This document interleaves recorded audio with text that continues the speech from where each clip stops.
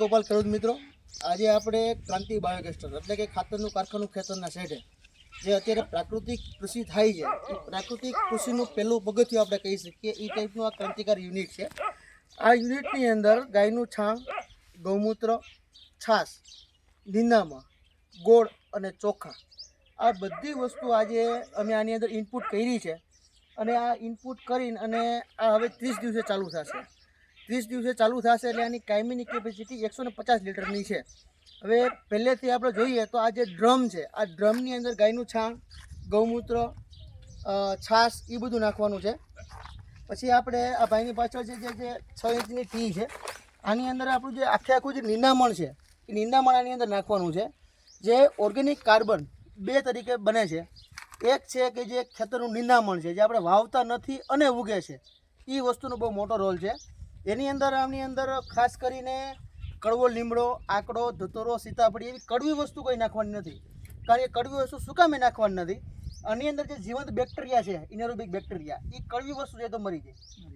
તો જો એ મરી જાય તો આપણું જે ખાતરને જે ઓર્ગેનિક બનાવવાનું છે એ વસ્તુ ના થાય અને પ્રવાહી ખાતર ન નીકળે. એટલે આ એટલું ખેડૂત મિત્રો ખાસ ધ્યાન રાખવાનું છે. આની અંદર કડવી વસ્તુ કોઈ નાખવાની નથી. પછી આ બાજુ આપણે પાછળ બતાવીએ, આનો આઉટપુટ બતાવીએ.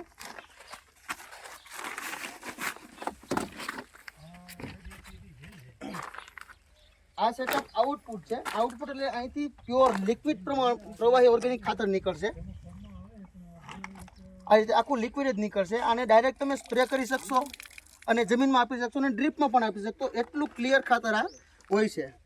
અને ઇઝી ક્યાંય પણ તમે આનું એપ્લિકેશન કરી શકો છો. એપ્લિકેશન કરવા માટે 1 એકરમાં દર 5 દિવસે 150 લીટર લિક્વિડ જવું જોઈએ અને દર 7 દિવસે સ્પ્રે કરવાનો છે. એ સ્પ્રેમાં એક આપણે 15 લીટરના પંપમાં 3 થી 5 લીટર નાખી શકાય.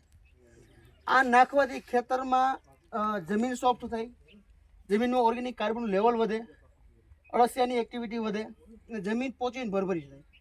આટલી વસ્તુ થાય એટલે તમે કોઈ પણ પ્રકારનો ક્રોપ વાવો, એમાં જે બિયારણના જેનેટિકલ ગુણ હોય, કલર, સાઇઝ, ક્વોલિટી, સ્વાદ, એ 100% આવે. બરાબર? આટલી આ પ્લાન્ટનું થયું. પછી બીજી વસ્તુ આ સેફ્ટી વાલ છે. આ સેફ્ટી વાલનું કામ એવું છે કે આ યુનિટની અંદર 25 PSI થી વધારે પ્રેશર આવે તો ઓટોમેટિક પ્રેશર રિલીઝ થઈ જાય. ઓટો વાલ છે. બરાબર. અને ત્યાંથી તમે ગેસ પણ વાપરી શકો. આ આખી સિસ્ટમ આજે આપણે તારીખ 25/2/2026 રોજ ઇન્સ્ટોલ કરી છે. હવે 1 મહિના પછી આ ચાલુ થશે. આ ચાલુ થાય ત્યારની પ્રોસેસ, પહેલાં અહીંથી 150 લીટર લિક્વિડ કાઢી લેવાનું. પછી જે ટી છે એમાંથી 10 કિલો કચરો નાખવાનો. પછી જે ડ્રમ છે એમાં ડ્રમમાં 3 કિલો છાણ, 5 લીટર ગૌમૂત્ર, 5 લીટર છાશ અને બાકીનું પાણી. એમાં એક કેલ્ક્યુલેશન કરીને બનાવ્યું છે કે ડ્રમ છે ને એ 200 લીટરનું હોય. આપણે નીચેથી 6 ઇંચે હોલ પાડ્યો છે એટલે અંદર 150 લીટર જ જશે. એટલે તમારી બેચ કમ્પ્લીટ ચાલશે. બરોબર છે? બરાબર. હવે તમને કઈ પ્રશ્ન હોય તો પૂછો. 1 મહિના પછી ચાલુ થાય, 30 દિવસ પછી? હા, 30 દિવસ પછી ચાલુ થશે કમ્પ્લીટ. અને આપણે અહીંયા જે પ્રવાહી કે જે ઘન જે આપણે જૈવિક ખાતર નીકળશે એ રોજે નીકળવાનું? હા, રોજે. જેટલું તમે એને પર્ટિક્યુલર ચલાવશો, રોજે કાઢશો, રોજે નીકાળશો, બરાબર, તો બેક્ટેરિયાને ફૂડ વધારે મળશે. જે આપણે કચરો નાખીએ છીએ, નિંદામણ નાખીએ છીએ, એ બેક્ટેરિયાનો ખોરાક પણ છે અને મેન વસ્તુ ઓર્ગેનિક કાર્બન પણ છે. હવે આપણે જે કોઈ માણસ મજૂરી આવ્યો હોય એને ખાવા આપીએ તો એ આપણું કામ કરવાનો છે. એટલે આપણે મજૂર તરીકે બેક્ટેરિયા વર્ક કરવાના છે. એને જેટલું અને તમે કાયમી ચલાવશો એટલી એમાં એફિશિયન્સી, એની તાકાત વધતી જશે. એટલે તમારે શું કરવાનું કે ઓફ સિઝન હોય, કંઈ દાખલા તરીકે તમારા ખેતરમાં ક્રોપ નથી તો તમારે ટાંકા મૂકી દેવાના. રોજ એની સપ્લાય કરીને અને એમાં નાખી દેવાનું અને ટાંકો ઉપરથી પેક રાખવાનો. બરાબર. આપણા ખેતરમાં પાણી આના વગર જવું જોઈએ નહીં. બરાબર. તમારા ખેતરમાં પાણી 30 દિવસ પછી ક્રાંતિ બાયોગેસના ઉચ્ચ કાર્બનિક લિક્વિડ વગર જવું જોઈએ નહીં. અને આના અંદર ઘન જ નીકળશે કે પ્રવાહી? બંને પ્રવાહી જ નીકળશે. જેટલું તમે, હા, હવે તમારો મેન પ્રશ્ન છે કે ભાઈ આમાં આપણે નાખીએ છીએ બધું તો પ્રવાહી કેમ થાય? તો આની અંદર આપણે કલ્ચર ઉમેરેલું છે, મધર કલ્ચર છે. એ મધર કલ્ચરનું કામ એવું છે કે આ જે વસ્તુ આપણે જે ઘન વસ્તુ નાખી છે એને ડિકમ્પોઝ કરવાનું અને બેક્ટેરિયા ડેવલપ કરવાનું. બરાબર. એ બેક્ટેરિયા ડેવલપ થશે, એ કચરો છે એ બધું ખાશે, એ ખાય અને પછી એને લિક્વિડ પ્રવાહી ખાતર કરશે. હવે એ વસ્તુ ચાલુ કરવા જે પ્રવાહી ખાતરની પ્રોસેસ છે એ બંધ ક્યારે થાય? મેં તમને આગળ કીધું કે આની અંદર કડવી વસ્તુ કોઈ નાખવાની નથી. જો તમે કડવો લીમડો, આકડો, ધતૂરો, સીતાફળી ના પાન, આવી બધી વસ્તુ તમે એમાં નાખો તો બેક્ટેરિયા અંદર જે એક્ટિવેટ આપણે કાર્યરત છે એ મરી જાય. એ મરી જાય એટલે કામ કરતું બંધ થઈ જાય, એટલે પાછી રબડી નીકળે. આપણે આ કાયમી માટે આવું પ્રવાહી ખાતર જ નીકળવું પડે. કાયમી આપણું પ્રવાહી ખાતર જ નીકળવું પડે. બરોબર. આ કોન્સેપ્ટ આપણો છે કે પ્રાકૃતિક ખેતી જો કરવી હોય તો ક્રાંતિ બાયોગેસની પહેલું પગથિયું આજે સાબિત થઈ ગયું છે. આપણે દર વર્ષે 3 થી 4 હજાર પ્લાન્ટ ફિટ થાય છે ઓલ ઓવર ઇન્ડિયામાં. બરાબર. એટલે એની એફિશિયન્સી છે. પછી બીજી વસ્તુ કે તમારી કેટલી તૈયારી છે, બરોબર, તમે કેટલી તાકાતથી અને કામ કરાવો છો એ મેન છે. આ કોઈ જાદુ ચિરાગ નથી કે તમારી વાડીએ ફિટિંગ થઈ ગયું એટલે કામ દે.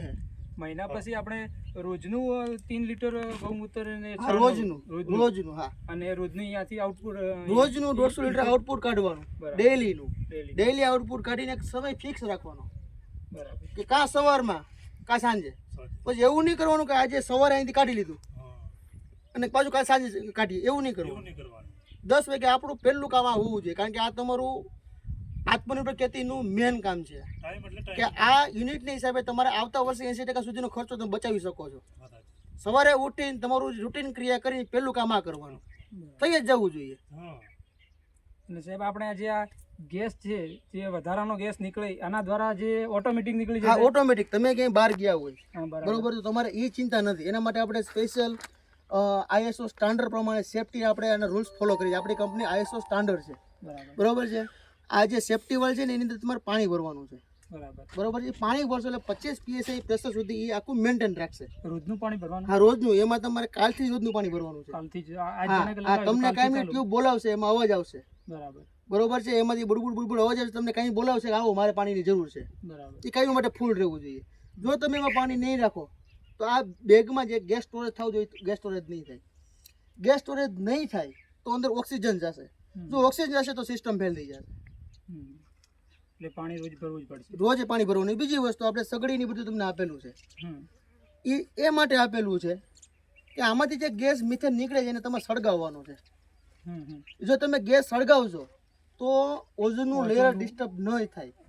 આપણે પ્રાકૃતિક ખેતી એટલે આપણી જે આ કૃષિ ઋષિ પરંપરા છે, ખેતી છે ને આપણી કૃષિ ઋષિ પરંપરા છે.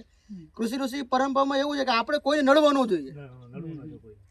એટલે આપણે જાણીએ છીએ એટલે સિસ્ટમ આપીએ છીએ, બાકી કોઈ આપતું નથી. કે ભાઈ આમાંથી જેટલો પણ મિથેન નીકળે એ સળગાવવાનું છે આપણે, અને વાતાવરણમાં થોડો ખુલ્લો મૂકવાનો નથી. જો તમે વાતાવરણમાં ખુલ્લો મૂકો તો ઓઝોનનું લેયર ડિસ્ટર્બ થાય. એના પ્રભાવ એવો પડે કે કમોસમી વરસાદ, વાવાઝોડા, જે ગ્લેશિયર આપણો હિમાલય પીગળે છે, આ બધી એની ઇફેક્ટ છે. એમાં આપણો રોલ તો બહુ માઇક્રોમાં છે, પણ જાણીએ છીએ એટલે એ લગાવીએ છીએ, બરોબર. હવે આ પ્લાન્ટ આજુબાજુના વિસ્તારમાં ક્યાંય જોવો હોય તો તમે તમારું નામ, તમારું એડ્રેસ, તમારો મોબાઈલ નંબર અને કઈ જગ્યાએથી સહેલાઈથી આવી શકાય એની તમે પૂરી માહિતી આપી દો. ચોક્કસ.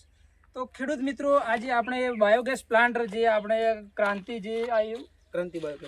બાયોગેસ્ટર છે જે આપણે લગાવ્યો છે, અને એના અંદર બહુ સારી સુવિધા છે. જે આપણે ઓટોમેટિક જે મિથેન ગેસ છે એ પણ નીકળી જાય છે. આપણે ઘરના અંદર જો ચા બનાવવા માટે જે આપણે ગેસ પણ વાપરવો હતો 40 દિવસ પછી વાપરી શકીએ છીએ.